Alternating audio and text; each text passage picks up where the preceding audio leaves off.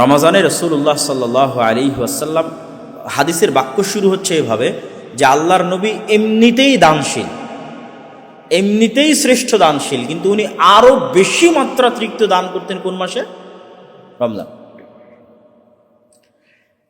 এবং আরেক হাদিসে এসেছে রাসূলুল্লাহ সাল্লাল্লাহু আলাইহি ওয়াসাল্লাম পূর্ব দিকের বাতাসের চাইতেও বেশি দান করতেন রমজান মাসে। পূর্ব দিকের বাতাস প্রকৃতিকে যতটা উপকৃত করে, মানুষকে যতটা উপকৃত করে, রাসূল সাল্লাল্লাহু আলাইহি ওয়াসাল্লামের দান তার চেয়ে বেশি উপকৃত করতে, এত বেশি পরিমাণে তিনি দান করতেন। দান করলে কি হয়? দান করার উপকার কি? এমনিতেই দান একটা ইবাদত আছে, আবার রমজানে সেটিকে বেশি করতে বলা হচ্ছে। দান করলে উপকারটা কি? দান করলে দুটো উপকার। একটা হচ্ছে তাজকিয়াতুন নফস, মানুষের অন্তর পরিষ্কার হয়, অহংকার থেকে পরিষ্কার হয়, আরেকজনের কষ্টে কষ্টিত হয়, আরেকজনের দুঃখে দুঃখিত হয়, মানুষের প্রতি সহমর্মী হয়, গীবত, হিংসা এবং অহংকার কমে যায় মানুষের অন্তর থেকে যখন আরেকজনের দুঃখে এবং কষ্টে সে তাকে দান করে, সহযোগিতা করে। এই ফিলিংসটা যখন তার মধ্যে কাজ করে, আর যখন এই ফিলিংসটা কাজ করে না, তখন তো সে অহংকারী মানুষ, সে তো হিংসুটে মানুষ। সুতরাং তার তো তাজকিয়াতুন নফস হচ্ছে না, তার অন্তর তো বিশুদ্ধ হচ্ছে না, পরিশুদ্ধ হচ্ছে না। তাহলে অন্তর বিশুদ্ধকরণের জন্য এটা খুবই জরুরি যে মানুষের কষ্ট হলেও সে তার পকেট থেকে টাকা বের করবে, এটাই তার অন্তরকে বিশুদ্ধ করবে। এই টাকা কি আল্লাহ সুবহানাহু ওয়া তাআলা নিজে নিয়ে যান নাকি? আমরা যে টাকা দান করি সেটা কি আল্লাহর কাছে পৌঁছে? কথা বলেন না যে আল্লাহর কাছে পৌঁছে? আল্লাহর কাছে তো পৌঁছে না। তাহলে আমরা যে দান করি এটা কারা খায়? আল্লাহর সৃষ্টি জীব খায়, মানুষ খায়, অসহায় মানুষেরা পায়, ইয়েতিমেরা পায়। সুতরাং আল্লাহ সুবহানাহু ওয়া তাআলা যে বারবার দানের কথা বলতেছেন, এতে আল্লাহর কোনো উপকার আছে? আল্লাহর কোনো উপকার নাই। সুতরাং দানের ইবাদতকে নিজের এন্ট্রি হিসেবে গ্রহণ করার কোনো সুযোগ নাই। দান আপনার অন্তরকে নরম করবে, দান তাজকিয়াতুন নফসে সহযোগিতা করবে, অন্তরকে বিশুদ্ধ করতে, অহংকার মুক্ত করতে, হিংসা মুক্ত করতে সহযোগিতা করবে, মানুষের দুঃখ এবং কষ্টে সহমর্মী হতে উৎসাহিত করবে। আর 2 নম্বর কি করবে দান? কিয়ামতের মাঠে মানুষের সবচেয়ে বেশি যে ইবাদতটা কাজে দিবে সেটা হচ্ছে দান। কেন দান সবচেয়ে বেশি কিয়ামতের মাঠে কাজে দিবে? আমরা কোনো ইবাদতই প্রশ্নাতীত বিশুদ্ধ করতে পারি না। মানুষের পক্ষে নির্ভুল কোনো কিছু করা খুবই কঠিন, মানুষ পারে না। আমি গ্যারেন্টি দিয়ে বলতে পারবো না যে আমার 2 রাকাত সালাতও আমি নির্ভুল আদায় করেছি। সালাতের সময় কত গোটা দুনিয়ার চিন্তা মাথায় ঢুকে যায়, কেমনে আমি দাবি করবো সালাত নির্ভুল আমি আদায় করেছি? পুরো রমজান মাস আমি নির্ভুল সিয়াম পালন করেছি, এটা আমি কেমনে বলবো? এরকম যত ইবাদত আছে, কোনো ইবাদত কেউ দাবি করতে পারবে না আমি নির্ভুল করেছি। তো একদিকে ইবাদত নির্ভুল করতে পারছি না, অন্যদিকে তো আমার গুনাহ আছেই। কোথায় কত মানুষের গীবত করেছি, কত মানুষের সাথে হিংসা করেছি, কার কোথায় কোন জিনিস নিয়ে নিয়েছি, কাকে 2টা কটু কথা বলেছি, কষ্ট দিয়েছি, অসংখ্য গুনাহ। এই প্রত্যেকটা জিনিসের ব্যাকআপ হিসেবে কাজে দিবে কিয়ামতের মাঠে দান। যখন মানুষ আসবে বলবে সে আমার গীবত করেছে, কোথায় থেকে দিবে? দান থেকে পূর্ণ করবে। ইবাদত তো সে পরিপূর্ণ করতেই পারেনি, ওখান থেকে আর কি পূর্ণ করবে? ওটা তো পরিপূর্ণ না হওয়ার কারণে আরো গুনাহ হওয়ার কথা, মানে নামাজ পূর্ণ না হওয়ার কারণে তো আরো গুনাহ হওয়ার কথা। সে তো আরো গুনাহ বাড়িয়ে রেখেছে নামাজ আদায় না করার কারণে। তাহলে তাকে সাপোর্ট দিবে কোন ইবাদত? তার এই সকল ল্যাকিংসগুলো, তার ইবাদতের ল্যাকিংস হোক আর গুনাহ হোক, এই সবগুলোর জন্য সাপোর্ট হিসেবে কাজ করবে অতিরিক্ত দান। এই জন্য রাসূলুল্লাহ সাল্লাল্লাহু আলাইহি ওয়াসাল্লাম বলেছেন তোমরা দান করে জান্নাত কিনে নাও। আল্লাহ বলেছেন যে তোমরা টাকা দিয়ে আল্লাহ সুবহানাহু ওয়া তাআলার কাছ থেকে জান্নাত কিনে নাও। তো রাসূলুল্লাহ সাল্লাল্লাহু আলাইহি ওয়াসাল্লাম রমজান মাসে প্রচুর দান করতেন। আরেকটা কি করতেন, যেটা হাদিসের মধ্যে এসেছে, যে জিবরাইল আলাইহিস সালাতু ওয়াস সালাম তাকে প্রত্যেক রমজানে পবিত্র কোরআন শোনাতেন, শুরু থেকে শেষ পর্যন্ত প্রতি রাতে পবিত্র কোরআনের মুদারাসাহ, পরস্পরকে শোনানো, দার্স। আর আমরা শুরুর থেকেই বলে আসছি যে কোরআনের সাথে রমজানের সম্পর্ক কি? ওতপ্রোত। রমজান শ্রেষ্ঠই তো কোরআনের কারণ। তাহলে যে রমজান অতিবাহিত করলো কোরআন ছাড়া, সেটা আবার রমজান নাকি? যেখানে রমজানের শ্রেষ্ঠত্বের মূল কারণ হচ্ছে এই মাসে কোরআন অবতীর্ণ হয়েছে, তা আমি পুরো রমজান পার করে দিলাম, একদিনও কোরআন হাতে নিয়ে দেখলাম না, এটা কি রমজান হলো আমার? অতএব রমজানের আরেক জরুরি, অতীব জরুরি এবং গুরুত্বপূর্ণ কাজ হচ্ছে কোরআনের সাথে কানেক্টিভিটি। আর এটাই কিন্তু আমাদের হেদায়েতের রাস্তা উন্মুক্ত করে নেবে। আমাদেরকে অল টাইম মোটিভেশন দিবে কে? কোরআন। আপনার জীবনের প্রত্যেকটা চড়াই উতরাইয়ের দিক নির্দেশন আপনি কোরআন থেকে পাবেন, যদি আপনি নিয়মিত কোরআন পড়েন। কোরআনকে আল্লাহ সুবহানাহু ওয়া তাআলা ওভাবেই সাজিয়েছে, কোনো না কোনো কিছু আপনার সাথে রিলেট করবে, কানেক্ট করবে। এটা আপনি অটোমেটিক বুঝতে পারবেন, যে মনে হবে এই কথাটা আল্লাহ সুবহানাহু ওয়া তাআলা আমাকে এই সিচুয়েশনে আমাকেই বলতেছে, এটা আমার সিচুয়েশনের সাথে পরিপূর্ণ মিলে গেছে। তো আপনার জীবনের প্রত্যেকটা চড়াই এবং উতরায়ে কোরআন আপনাকে সঠিক পথ প্রদর্শনকারী হিসেবে কাজ করবে। এই জন্য মুসলমান কখনো কোরআন না শিখে মৃত্যুবরণ করতে পারে না, তাহলে সে নিজেকে মুসলমানই দাবি করতে পারে না। যে মুসলমান কোরআন না শিখে, কোরআন না পড়ে দুনিয়া থেকে বিদায় নিয়েছে, সে নিজেকে মুসলমান দাবি করতে পারে না। আপনি কি উত্তর দিবেন যেখানে আপনি সকল কিছু করার সুযোগ পেয়েছেন, কোরআন শেখার সুযোগ পাননি? SSC, HSC, honours, BCS, medical, everything, চাকরি বাকরি, বিয়ে শাদী, খেলাধুলা, অল সব কিছু করেছেন, শুধু কি শিখেননি? কোরআন শিখেননি। আর কি উত্তর দিবেন আপনি? সুতরাং এই রমাজান আমাদের আরেকটা মহা সুযোগ নিয়ে আসতেছে, সেটি হচ্ছে কোরআন শিক্ষা। নিজ নিজ মসজিদে কোরআন শিক্ষা আয়োজন করে নিজে কোরআন শিখেন। আয়োজন থাকলে সেখানে যুক্ত হন, আয়োজন না থাকলে নিজে আয়োজন করেন। কিন্তু রমজানে কোরআন শিখতে হবে। আর আলহামদুলিল্লাহ, যারা কোরআন পারেন, মাশাআল্লাহ, আলহামদুলিল্লাহ, আপনি কোরআন পড়ে শেষ করে দিবেন। রমজানের প্রতিদিন কোরআনের জন্য একটা অংশ রাখবেন, যে সময়ই হোক। যদিও আমরা রুটিনে আলোচনা করব, আমাদের একটা পরামর্শ যে কোন সময় ভালো হয় কিছুক্ষণ পরে। তাহলে কোরআনের জন্য একটা অংশ আমাদের রাখতেই হবে। আর যারা কোরআন বুঝেন, মানে আরবি বুঝে কোরআনের অনুবাদ বুঝতে পারেন, অথবা কোরআনের তাফসির এবং অনুবাদ পড়ার অভ্যাস আছে, তাদের জন্য তো আলহামদুলিল্লাহ আরও সুখবর যে আপনারা অবশ্যই কোরআন বুঝে পড়ার চেষ্টা করুন। তাহলে আপনি আরও অনেক শিক্ষা আপনার জীবনের জন্য, ভবিষ্যৎ জীবনের জন্য কোরআন থেকে পেয়ে যাবেন। এটি আল্লাহ সুবহানাহু ওয়া তাআলার বাণী। এই কিতাবের গুরুত্ব কত জানেন? রাসূলুল্লাহ সাল্লাল্লাহু আলাইহি ওয়াসাল্লাম বলছেন, ইন্নাল্লাহা ইয়াদউ বিহাদাল কিতাবি আকওয়ামান।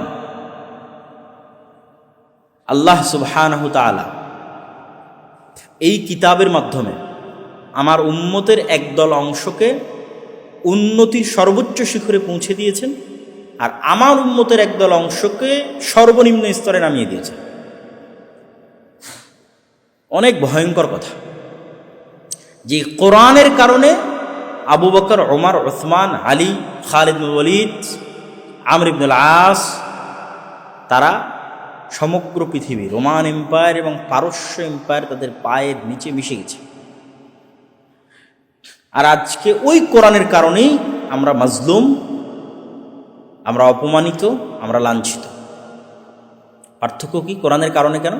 তারা কোরআনকে মূল্যায়ন করেছিল এই কারণে, আর আমরা কোরআনকে অবমূল্যায়ন করেছি এই কারণে।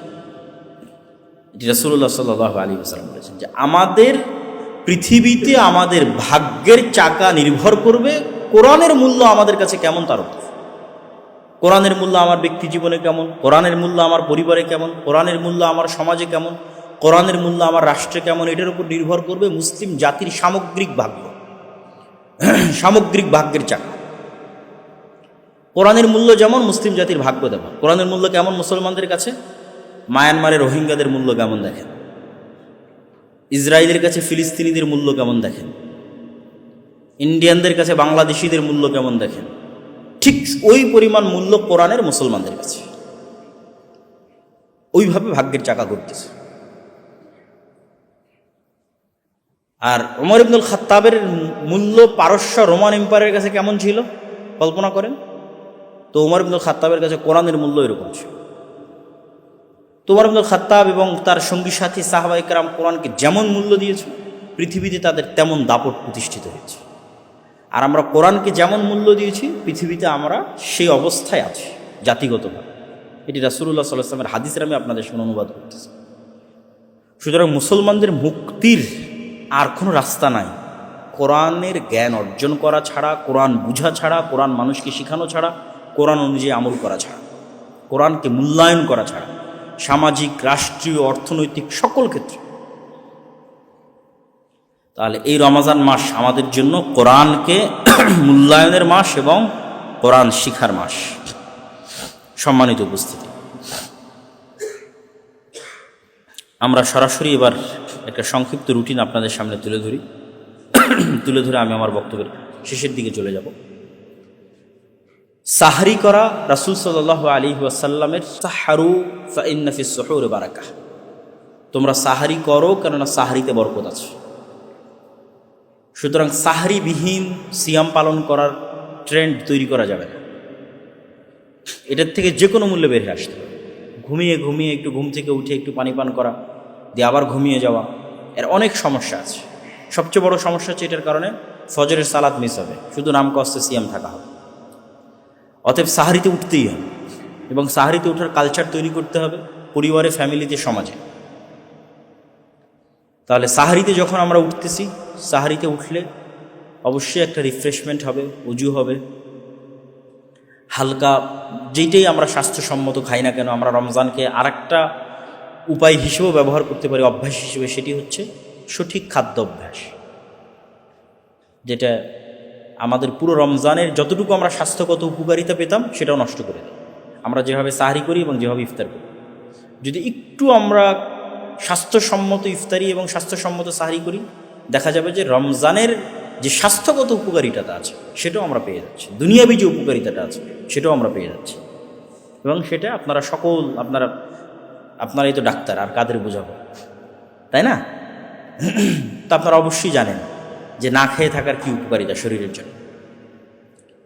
তাহলে সেটাও আমরা পাবো।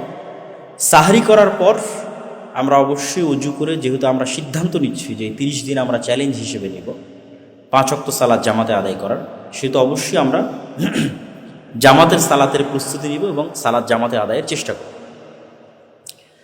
আর মসজিদের প্রবেশ করলে অবশ্যই মসজিদের একটা সুন্নাত হচ্ছে মসজিদে 2 রাকাত সালাত আদায় করে বসা। 2 রাকাত সালাত আদায় না করে বসা ঠিক নয়। একটু আগে ভাগে মসজিদে গেলে কি হবে, সালাতের প্রতি মনোযোগ থাকবে। যতক্ষণ সালাতের অপেক্ষায় থাকবেন ততক্ষণ সালাতেরই নেকি পাবেন।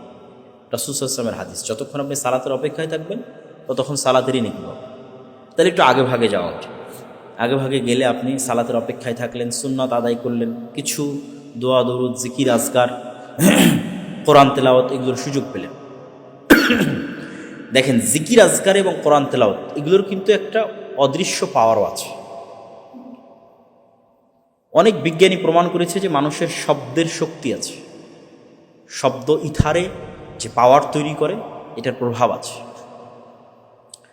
এবং কোরআন এবং হাদিস প্রমাণ করে যে শব্দের প্রভাব আছে। যেমন আল্লাহ নবী বলেছে, আল আইন হাক্কুন, বদনজর সত্য। তো বদনজর কথা দিয়েও হয়। আপনি যখনই কোনো মানুষকে নিরুৎসাহিতমূলক কিছু বলবেন, ওটার অন্তরে প্রভাব করবেই। আবার উৎসাহমূলক কিছু বলবেন, সেটাও আর অন্তরে প্রভাব করবে। আমি জানি না, এরকম এক জায়গায় আমি পড়া দেখেছিলাম, এটা সত্য মিথ্যে বলতে পারবো না, যে একটা পানির গ্লাস বা কাচের মধ্যে পানি রেখে তার গায়ে যদি লাভ লেখা হয় অথবা হেট লেখা হয়, তো এই লাভের প্রভাবটাও ওটা যখন বরফে পরিণত হয় তখন তার উপর পড়ে, এবং হেইটের প্রভাবটাও যখন ওটা বরফে পরিণত হয় তখন সেটা পড়ে। এটা সত্য মিথ্যা জানি না, তবে শব্দের প্রভাব আছে। তো ঠিক আমরা যে জিকির এবং আজকারগুলো করি, এগুলো এই প্রত্যেকটা জিকির এবং আজকারের প্রভাব আছে। এটা আপনাকে মানুষের বদনজর থেকে হেফাজত করবে, জিন এবং শয়তানের আক্রমণ থেকে হেফাজত করবে, জাদু থেকে হেফাজত করবে, যাবতীয় অনিষ্ট থেকে হেফাজত করবে। এই জন্য সকাল সন্ধ্যার যে জিকির আজকারগুলো আছে এগুলোকে অবশ্যই গুরুত্ব দিতে হবে। যেহেতু পুরো রমজানকে আমরা পরিপূর্ণ ইসলাম অনুযায়ী পালন করার একটা চ্যালেঞ্জ দিচ্ছি, তাহলে সকাল সন্ধ্যার জিকির আমাদের অন্যতম একটি অংশ। তো সেই জিকির করার একটা বড় সময় কি, ফজরের সালাত জামাতে আদায় করার পর থেকে নিয়ে সূর্য ওঠা পর্যন্ত। কেননা আপনারা জানেন যে সূর্য ওঠা পর্যন্ত ঘুমানো রাসূল সাল্লাল্লাহু আলাইহি ওয়াসাল্লামের হাদিস অনুযায়ী উচিত নয়। এই সময়টাতে বরকত অবতীর্ণ হয়। এবং স্বয়ং রাসূলুল্লাহ সাল্লাল্লাহু আলাইহি ওয়াসাল্লাম সূর্য ওঠা পর্যন্ত ফজরের সালাত যে জায়গায় আদায় করতেন ওখানেই বসে জিকির, আজকার এবং তাসবিহ তাহলিল করতে থাকতেন সূর্য ওঠা পর্যন্ত। তাহলে আপনি ঘুমাবেন কখন? সূর্য ওঠার পরে। তাহলে আমাদের রুটিনে সাহারির পরে যে আমরা ঘুমটা দিই, সেই ঘুমটা তাহলে কখন চলে যাচ্ছে বলেন তো? সূর্য ওঠার পরে। সূর্য ওঠার পরপরই আপনি শুয়ে যান, কোনো সমস্যা নেই। কিন্তু সূর্য ওঠা পর্যন্ত ঘুমানোর কোনো সুযোগ নেই। এবং এর ব্যাপক ফজিলত আছে। যেই জায়গায় মানুষ ফজরের সালাত আদায় করে ওই জায়গাতেই যদি সে সূর্য ওঠা পর্যন্ত জিকির আজকার তাসবিহ তাহলিল করতে থাকে এবং সূর্য পরিপূর্ণ ওঠার পর আবার 2 রাকাত, যেটা ইশরাকের সালাত আমরা বলি, চাশতের সালাত বলি, 2 রাকাত সালাত আদায় করে নিয়ে সেখান থেকে যদি সে বিদায় নেয়, তাহলে এটা অনেক বিশাল ফজিলতের একটি ইবাদত এবং এটা সবচেয়ে বেস্ট রুটিন, যেই রুটিনের উপর আল্লাহর নবী চলতেন সাল্লাল্লাহু আলাইহি ওয়াসাল্লাম।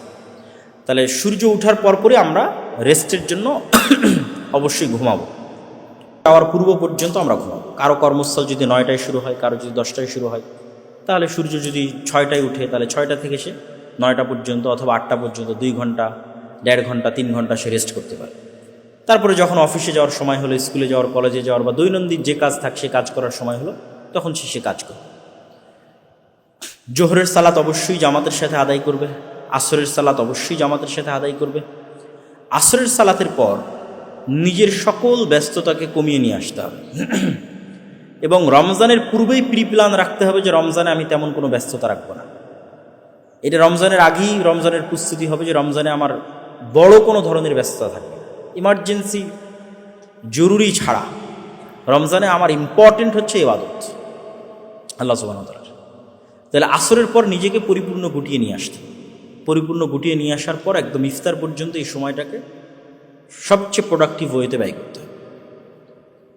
তাহলে একবার গেল ফজরের পর, ফজরের সালাতের পর সূর্য ওঠা পর্যন্ত, আর একবার আসরের সালাত থেকে ইফতার পর্যন্ত। এই 2টা সময় আমরা কোরআনের জন্য দিতে পারি, জিকির আজকারের জন্যও দিতে পারি, সকাল সন্ধ্যার যে জিকির আজকার আছে সেই জিকির আজকারের জন্য দিতে পারি, জ্ঞান অর্জনের জন্য দিতে পারি। আমার যেটা ভালো মনে হবে, সুযোগ সুবিধা মতো হবে, সেটা করতে হবে এবং করব। তবে অবশ্যই এই 2টা সময় আমাদেরকে বেঁধে ফেলতে হবে যে আমি ফজরের পর থেকে সূর্য ওঠা পর্যন্ত সময়কে কাজে লাগাবো, আসরের পর থেকে ইফতারি পর্যন্ত এই সময়কে কাজে লাগাবো। ইফতারির সময় আমাদের আরেকটা ট্রেন্ড চেষ্টা করতে হবে চালু করার, সেটা হচ্ছে প্রচুর পরিমাণে অন্য মানুষকে ইফতারি করানো।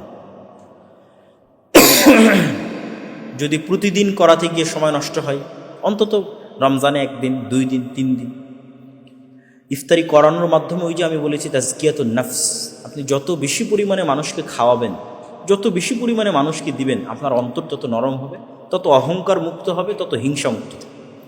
এই জন্য রাসূলুল্লাহ সাল্লাল্লাহু আলাইহি ওয়াসাল্লামকে যখন জিজ্ঞেস করা হলো আইয়ুল ইসলামে খায়র, ইসলামের সর্বশ্রেষ্ঠ ইবাদত কোনটা, আপনি বলেন সর্বশ্রেষ্ঠ আমল কোনটা?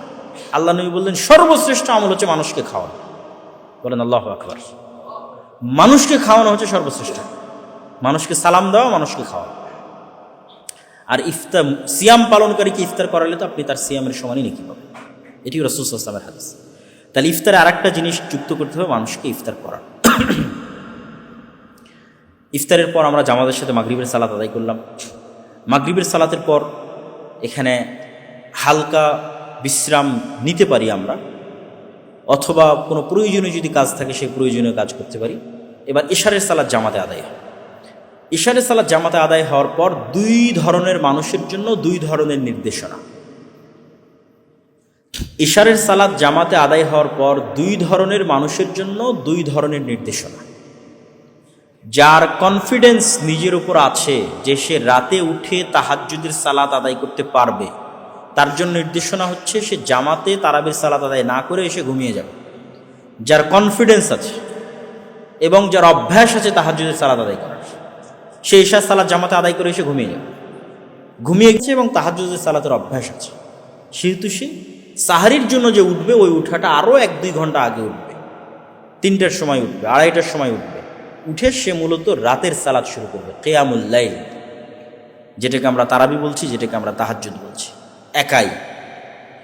একাই নির্জন ঘরে সে আল্লাহ সুবহানাহু ওয়া তাআলার ইবাদত করবে, আল্লাহ সুবহানাহু ওয়া তাআলার কোরআন পড়বে, আল্লাহ সুবহানাহু ওয়া তাআলার কাছে নিজের গুনাহের জন্য কাঁদবে অঝোর ধারায়, এবং কাদার মাধ্যমে নিজের অন্তরকে হালকা করবে, নিজের অন্তরকে রিফ্রেশ করবে, নিজের অন্তরের কথা এটি শুনে দেখবে, তার রুহের কষ্ট শুনে দেখবে সে কত জুলম করেছে তার রুহের উপর। ইন্নী যালামতু নাফসি যুলমান কাসীরা, অনেক জুলম করেছি আমরা, কিন্তু কোনোদিন কিন্তু আমাদের রুহকে আমরা টাইম দিইনি। কেন? আমরা কানেক্টেড আছি সোসাইটির সাথে, বন্ধু বান্ধবের সাথে, আত্মীয় স্বজনের সাথে, মোবাইলের সাথে। কিন্তু যখনই রাতে নির্জনে একাই উঠবো এবং আল্লাহ সুবহানাহু ওয়া তাআলার কাছে দোয়া করব, দোয়া করতে হবে, দোয়া পাওয়ার তৈরি করে। আপনাকে দোয়াতে চাইতে হবে যে হে আল্লাহ, রমজান আপনি আমাকে পরিপূর্ণভাবে আপনার সাথে থাকার তৌফিক দেন, আপনি আপনার রহমত থেকে আমাকে বিতাড়িত করিয়েন না, আপনি আমাকে অভিশপ্তদের অন্তর্ভুক্ত করিয়েন না, আপনার থেকে দূরে রাখিয়েন না, আপনার সাথে যেন কানেক্টেড থাকতে পারি সেই তৌফিক দান করেন।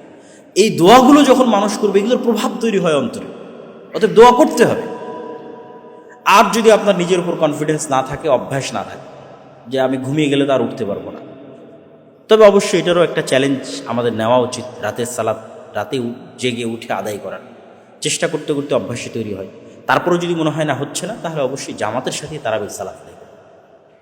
জামাতের সাথে তারাবির সালাত আদায় করবেন এবং তারাবির সালাতের মধ্যে, তারাবির সালাতের শেষে একটু দোয়া করার, নিজে একা একই ব্যক্তিগতভাবে আল্লাহ সুবহানাহু ওয়া তাআলার সাথে কথা বলার অভ্যাস তৈরি করতে।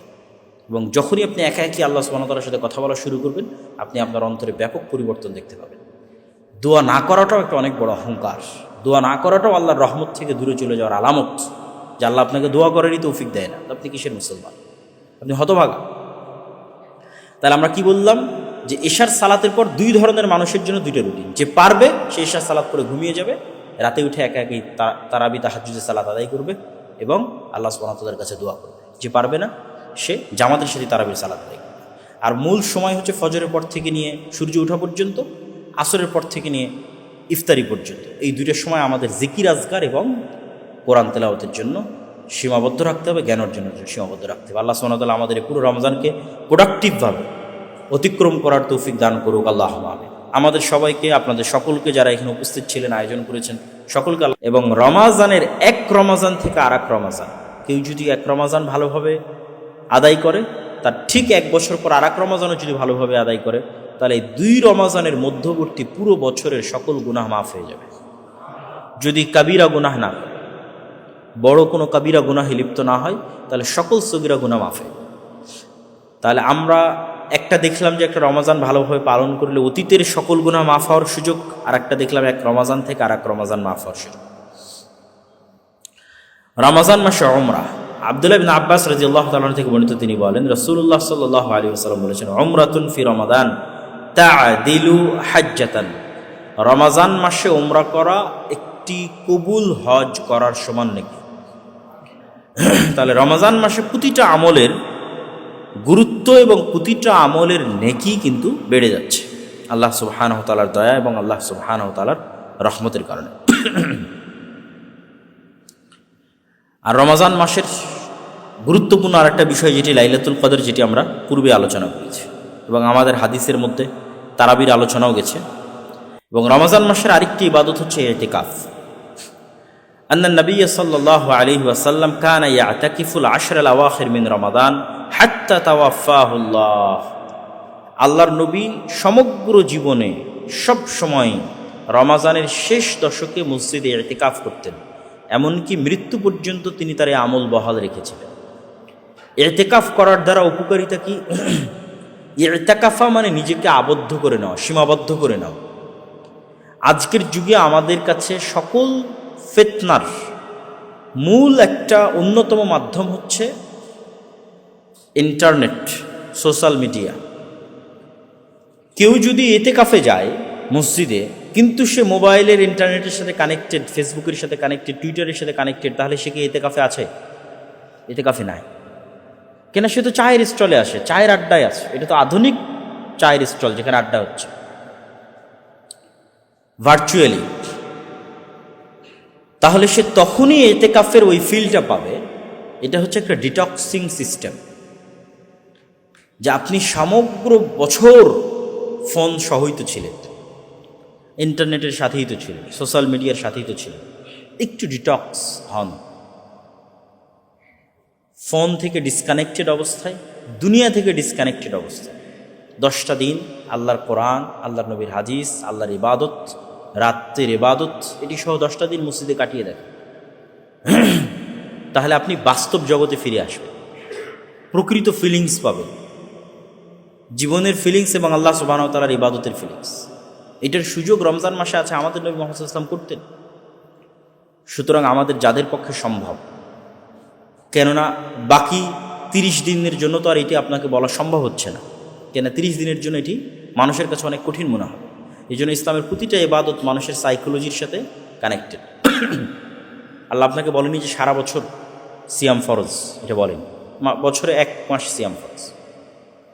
বলেনি যে প্রতি বছর হজ করতে যেতে হবে, না, সারা জীবনে একবার হজ করতে হবে। মানে প্রত্যেকটা ইবাদতের সাথে মানুষের সক্ষমতা এবং মানুষের মেন্টালিটির কানেকশন আছে।